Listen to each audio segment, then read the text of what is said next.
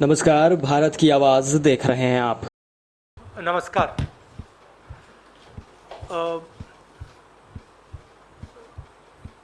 नरेंद्र मोदी जी का एक और बीजेपी का एक नारा था, 70 साल में कुछ नहीं हुआ। और कल फाइनेंस मिनिस्टर ने जो भी 70 साल में इस देश की पूंजी बनी थी उसको बेचने का डिसीजन ले लिया है। मतलब प्रधानमंत्री ने सब कुछ बेच दिया।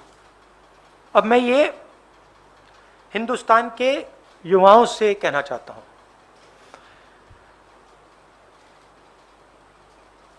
आपके हाथ से रोजगार छीना, कोरोना में आपकी मदद नहीं की, आपके जो किसान माता पिता हैं उनके लिए 3 स्पेशल कानून बनाए। और आज मैं यहां यह पढ़ना चाहता हूं कि प्रधानमंत्री अपने मित्रों को हिंदुस्तान का क्या क्या बेचकर दे रहे हैं। और इसको पढ़ने से आपको पता लग जाएगा, मुझे कहने की भी जरूरत नहीं होगी कि कौन सा एसेट किसको जा रहा है। और ये जो सिलेक्शन किया गया है ये किन लोगों के लिए किया गया है और किस प्रकार से उनको फ्री गिफ्ट दिया जा रहा है। तो शुरुआत करता हूं मैं रोडवेज। 1.6 लाख करोड़ रुपीस का gift, 26,700 kilometre national highways. Railways जो इस देश की रीढ़ की हड्डी है, जिसके बिना भाइयों और बहनों देश के गरीब लोग एक शहर से दूसरे शहर में नहीं जा सकते। आज जो लोग ट्रेन में बैठे हैं, आप सुनिए, 1.5 लाख करोड़ रुपए रेलवेज, 400 स्टेशन, 150 ट्रेनें, रेलवे ट्रैक और वुडशेड। और जो हमारे रेलवेज के एम्प्लॉई हैं, आप भी बात समझ लीजिए, जब ये रेलवे से छीनकर किसी प्राइवेट एंटिटी को दिया जाएगा तो आप समझ लीजिए आपके रोजगार का क्या होने वाला है। मुझे समझाने की जरूरत नहीं है। उसके बाद special gift power transmission, 42,300 circuit kilometres of transmission network. Power generation, 6,000 megawatt hydro solar wind assets from NHPC, NTPC, NLC. National gas pipeline, 8,000 kilometre GAIL की पाइपलाइन। किसको जा रहा है आप जानते हो। Petroleum pipeline, 4,000 kilometre Indian Oil Corporation and HCL की pipeline. Telecoms, 2.86 lakh kilometre of Bharat net fibre optic network. BSNL and MTNL के टावर्स।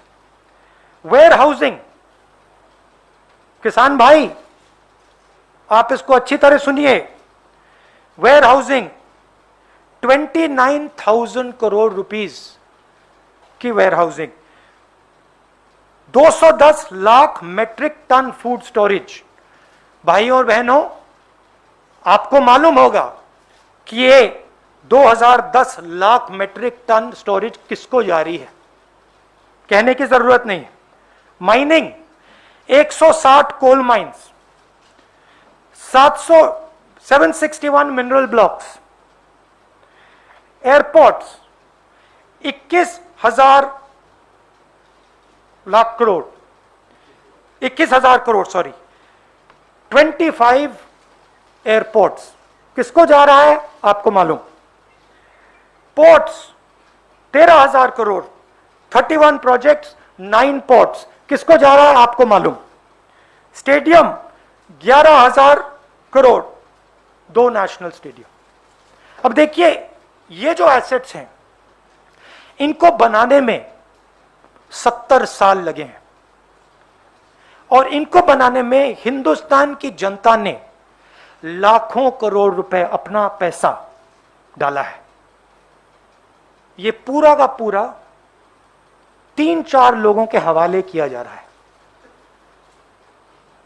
आपसे कहा जा रहा है भाइयों और बहनों, क्या नाम दिया इसका, क्या कहते हैं इसका? नहीं, वो एक लाइन थी, नेशनल मोनेटाइजेशन पाइपलाइन। ये आपका भविष्य है, ये जो आपका भविष्य है इसको बेचा जा रहा है, इन 3-4 उद्योगपतियों को गिफ्ट दी जा रही है। रियलिटी है।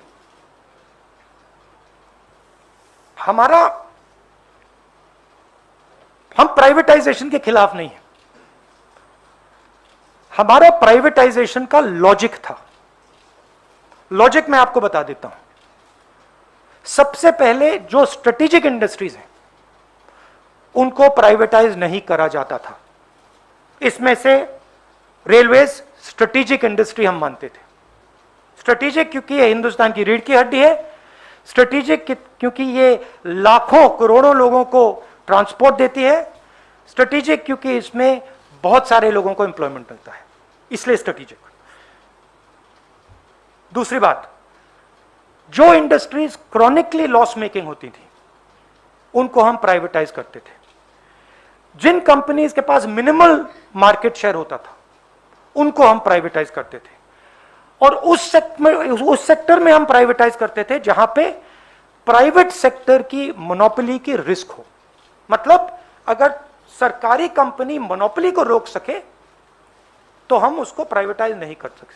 अब यहां पे ये सारे के सारे प्राइवेटाइजेशन मोनोपोली बनाने के लिए करे जा रहे हैं, सारे के सारे। मैंने आपको नाम दिया है, power, telecoms, warehousing, mining, airports, ports, ये सब मोनोपोली बनाने के लिए किया जा रहा है। आप जानते हो पोर्ट्स किसके हाथ में है, एयरपोर्ट किसको मिल रहे हैं। तो हम कहते हैं प्राइवेटाइज कीजिए, मगर देश को नुकसान मत पहुंचाइए। देश को नुकसान कैसे होगा? और जो देश के युवा हैं, आप इसको अच्छी तरह सुनिए। जैसे ही ये मोनोपोलीज बनती जाएंगी वैसे ही उतनी ही रेट से आपको रोजगार मिलना बंद हो जाएगा। आप स्कूल्स में हो, कॉलेजेस में हो, इस देश में जो छोटे बिजनेसेस होते हैं, मिडिल साइज बिजनेसेस होते हैं, जो आपको रोजगार देंगे कल, वो सब बंद हो जाएंगे, खत्म हो जाएंगे। 3-4 बिजनेसेस रहेंगे, इनको एम्प्लॉयमेंट देने की कोई जरूरत नहीं रहेगी और आपको रोजगार नहीं मिलेगा। मैंने कोरोना के बारे में बोला था, आप लोगों ने मजाक उड़ाया, ठीक है, मैं फिर से बोल रहा हूं, और हिंदुस्तान का युवा आप अच्छी तरह सुन लीजिए। जैसे ही ये होगा वैसे आपको रोजगार मिलने का चांस खत्म हो जाएगा।